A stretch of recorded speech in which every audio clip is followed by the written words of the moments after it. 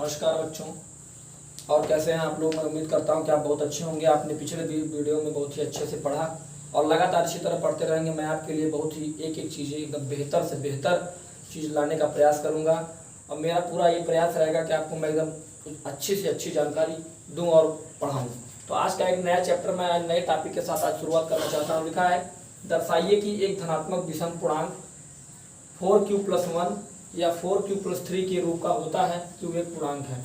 अगर आप देखिए, आपको मैं पिछले वाले वीडियो में बताया था कि a बराबर क्या होता है bq+r।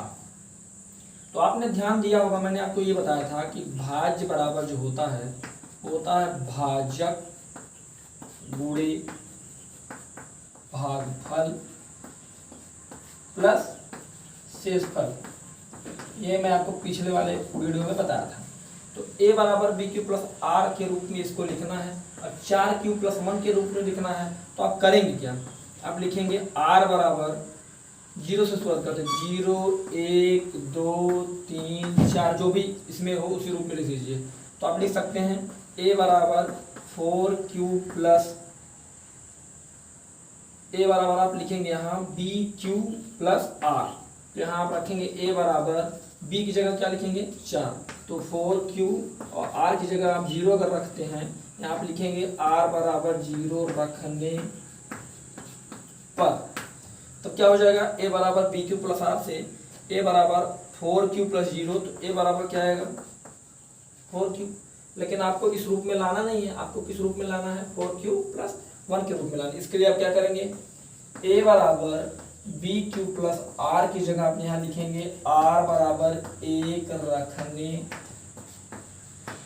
पर। तो क्या हो जाएगा, a बराबर 4q, a का मान रखेंगे तो a बराबर क्या आएगा 4q+1। देख रहे हैं इसी ग्रुप पे आ जा रहा है। अगला आप करेंगे क्या, अब यहाँ लिखेंगे r बराबर 3 रखने पर। जब आप 3 रखेंगे r बराबर, तो आप यहाँ लिख सकते हैं a बराबर bq+r। आपने 1 रखा तो आ गया 4q+1 के रूप का आ गया। आप यहाँ रखेंगे a बराबर 4q+r की जगह क्या लिख देंगे 3, तो क्या आ जाएगा a बराबर 4q+3। बहुत ही सिंपल, बहुत ही सरल भाषा में मैं आपको बता दे रहा हूँ। अगर लिखा है कि दर्शाइए कि धनात्मक विषम पूर्णांक 4q+1 या 4q+3 के रूप का होता है, क्यों एक पूर्णांक है, तो आप कैसे लगाएंगे। सिंपल भाषा में आप जाने, ये यूक्लिड विभाजन एल्गोरिथम का फार्मूला है जिसको मैंने कल आपको बताया था। तो कल वाले वीडियो में आपने देखा होगा a बराबर bq+r है और मैंने जस्ट इसके नीचे लिखा है कि भाज्य बराबर भाजक गुणे भागफल प्लस शेषफल होता है। अब आपको ध्यान ये रखना है, जिस रूप में हमको लाना है उस रूप में हम r का मान रखेंगे। अगर हम r बराबर 0 रखेंगे तो a का मान कितना आएगा 4q आएगा। अगर हम r का मान 1 रखते हैं तो a बराबर क्या आएगा bq+r में r का मान अगर आप 1 रखते हैं तो a बराबर क्या आएगा 4q+1। इसी तरह अगर आप r का मान 3 रखते हैं तो a बराबर bq+r की जगह तो a बराबर bq+3 आएगा। तो थोड़ा सा मैं इरेज करता हूँ।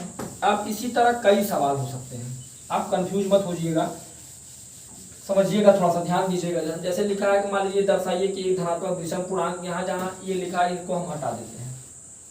मान लीजिए यहाँ लिख दिया हुआ कि वह 2m+3 और 2m+5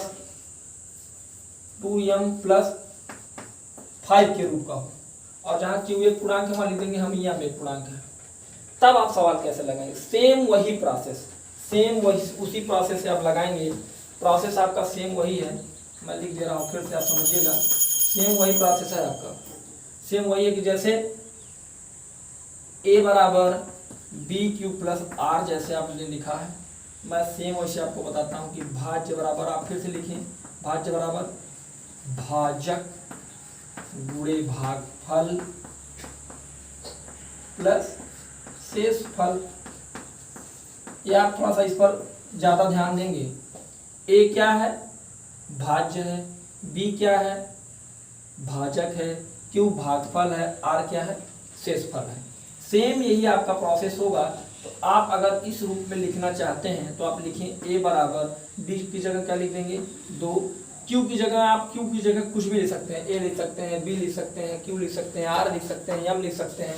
तो आप लिख सकते हैं इसकी जगह आप लिख सकते हैं 2m, और यहाँ r बराबर आप लिखेंगे 3 रखने पर। तो जो हमने यम क्यू लिखा था हमने पिछले वाले में, तो आप वहाँ यम लिख दीजिए और यहाँ लिख दीजिए 3, तो a का मान आ जाएगा 2m+। बहुत ही सरल है। फिर अगला लिखा है 2m+5 के रूप में, तो वही आप फार्मूला लगाइए, a बराबर bq+r, और यहाँ पर ऊपर लिख दीजिए r बराबर 5 रखने पर 5 रख दीजिए आप। तो a बराबर क्या हो जाएगा 2m+5।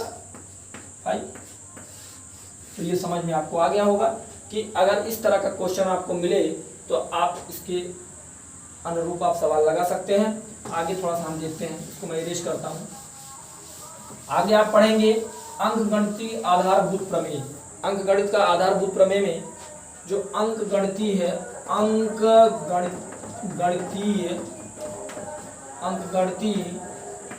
आधारभूत प्रमेय, अंकगणितीय आधारभूत प्रमेय में इसमें आप अभाज्य गुणनखंड विधि से एलसीएम पढ़ सकते हैं, एचसीएफ पढ़ सकते हैं। जैसे मैं आपसे कहूँ कि आप 60 का अभाज्य गुणनखंड करिए, तो आप करते हैं क्या है, ऐसे ले जाते हैं 30, ऐसे ले जाते हैं 15, फिर आपको पता है कि ये 2 से फिर कटने वाला नहीं है, 2 के टेबल में नहीं है, तो आप क्या करते हैं 3 ले जाते हैं, फिर कितना ले जाते हैं 5। इसको आप लिख क्या सकते हैं, इसको आप लिख सकते हैं 2 की पावर 2, 3 की पावर 1 इंटू 5 की पावर 1। इसी तरह और बड़ा आप लगा सकते हैं, चाहे वो 100 हो, किसी भी डिजिट में आप चाहे जितना बड़ा लगा सकते हैं। और इसी तरह इसमें एक एचसीएफ दिया जाता है। अंकगणित मतलब होता है अंकगणित के रूप में अंकगणितीय आधारभूत प्रमेय का प्रयोग करके जो आप एक एचसीएफ लगाइए।